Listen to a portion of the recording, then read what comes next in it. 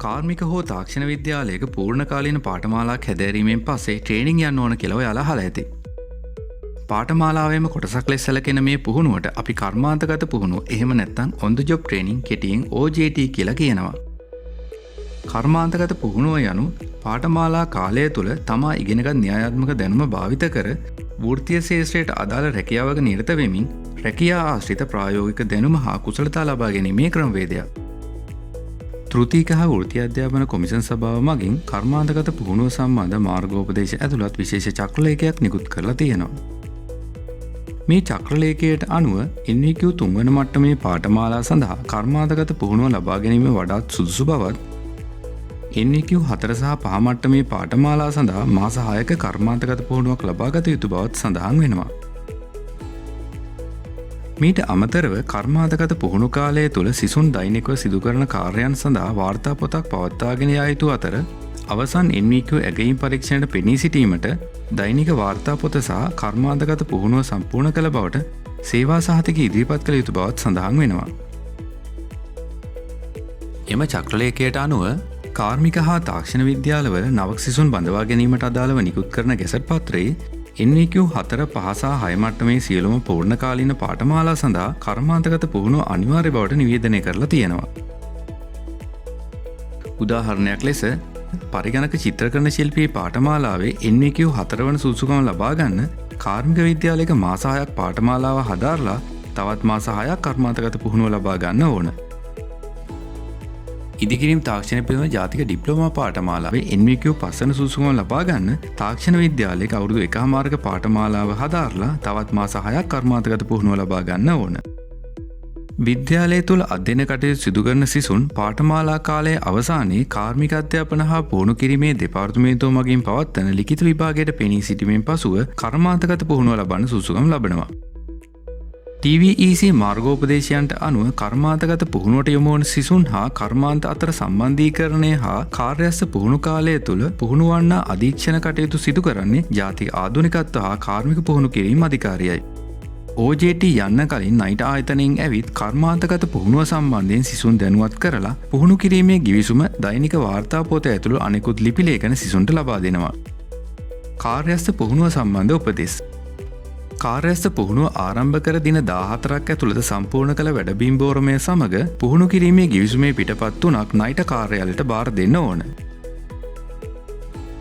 කාර්යස්ස පුහුණු කාලය තුළ ආයතනයේ ඇති නීති රීති වලට යටත්ව යහපත් විනය පවත්වා ගැනීමත් අධීක්ෂණ නිලධාරියාගේ අනුමැතියක් යටතේ නිවාඩු ලබා ගැනීමත් සිදු කළ යුතු වෙනවා. සියලුම පුහුණුවන්නන් තමාගේ දෛනික වාර්තා පොත යාවත්කාලීන කරමින් පවත්වාගෙන යා යුතු අතර තමා ඉටු කළ කාර්යයන් ආයතනයේ ප්‍රධානියෙකු මගින් සහතික කර අවශ්‍ය වූත් පරීක්ෂකවරුන් සඳහා ඉදිරිපත් කිරීමට නිරතුරුව තමා ළඟ තියාගන්න ඕන. කාර්යස්ථ පුහුණුව සම්බන්ධව නයිට උපදෙස් පත්‍රිකාවේ සඳහන් තවත් කරුණු කිහිපයක් මෙහි සඳහන් වෙනවා.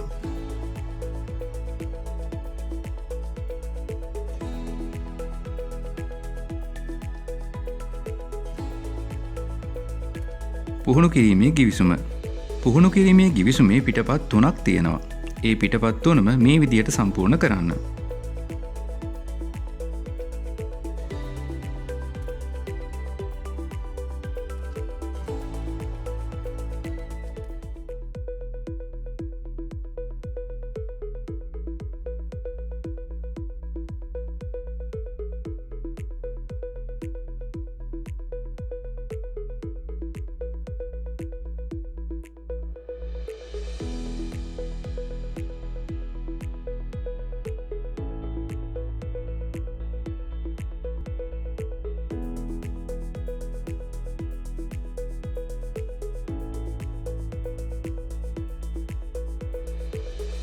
වැඩබිම් පෝරමය.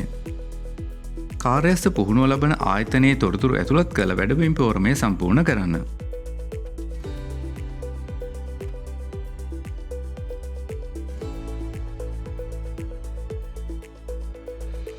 දෛනික වාර්තා පොත. කාර්යස්ථ පුහුණු කාලය තුළ දෛනිකව සිදු කරන කාර්යයන් සටහන් කරන මේ දෛනික වාර්තා පොත නයිට ආයතනයේ මිලදී ගන්න ඕන. දෛනික වාර්තා පොතේ මේ පිටුවේ පුහුණුවන්නාගේ තොරතුරු සහ පුහුණුව ලබන ආයතනයේ තොරතුරු ඇතුළත් කරන්න.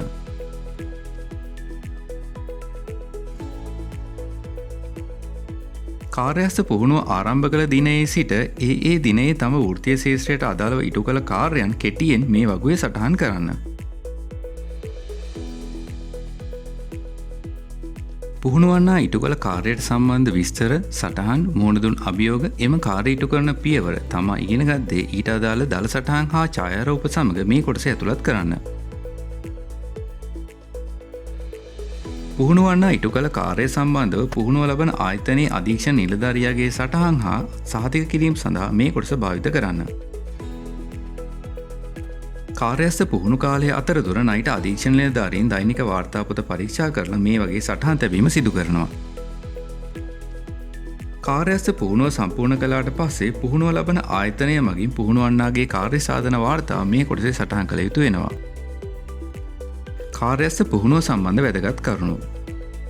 කාර්මික හෝ තාක්ෂණ විද්‍යාලයේ ඔබ ඉගෙනගත් පාඨමාලාවේ වෘත්තීය ශේෂ්ත්‍රයට අදාළ ආයතනයක ට්‍රේනින් යන්න. එහෙම නොවුනොත් පාඨමාලාවෙන් බලාපොරොත්තු වන නිපුණත්වය නොලැබෙන්න පුළුවන්. කාර්මික විද්‍යාලයේ ඔබ ඉගෙනගත් පරිසරයත් වැඩ ලෝකයේ පරිසරයත් එකිනෙකට බොහෝ වෙනස්. ආර්ථිකමය සාධක මත පදනම් වන වැඩ පරිසරය හඳුනාගෙන ඊට අනුරූපව හැඩගැසෙන්න. කාර්යස්ථ පුහුණුව ලබන ආයතන යම් ගැටලුවක් නොගැලපීමක් හෝ වෙනත් අවශ්‍යතා ඇත්නම් ඒ සම්බන්ධව විද්‍යාලයේ වෘත්තීය මාර්ගෝපදේශන අංශය දැනුවත් කරන්න. කාර්යස්ථ පුහුණු මාස 6 අවසන් වූවහම විද්‍යාලයේ විභාගාංශය හරහා අවසන් NVQ ඇගීම් පරීක්ෂණයට අයදුම් කරන්න. ඔබේ අදහස් යෝජනා ඉදිරිපත් කරන්න. ස්තුතියි.